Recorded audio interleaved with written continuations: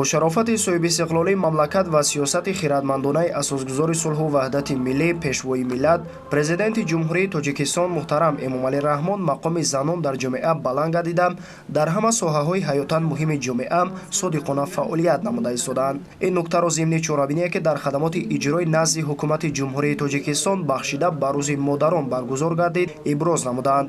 сардори хадамоти иҷрои назди ҳукумати ҷумҳурии тоҷикистон зимни баромади хеш роҷеъ ба мақому манзалати зан модар дар ҷомеа ибрози ақида намуда аз ҷумла таъкид дошт ки давлат ва ҳукумати ҷумҳурии тоҷикистон аз солҳои нахустини соҳиби истиқлолӣ рисолати инсонофариву ҳаётбахшии модаронро ҳамеша қадр намуда ба сиришти поку номи нек ва заҳмату фидокориҳои онҳо дар ҳама соҳаҳои ҳаёти ҷомеа ҳамеша арҷ мегузорад.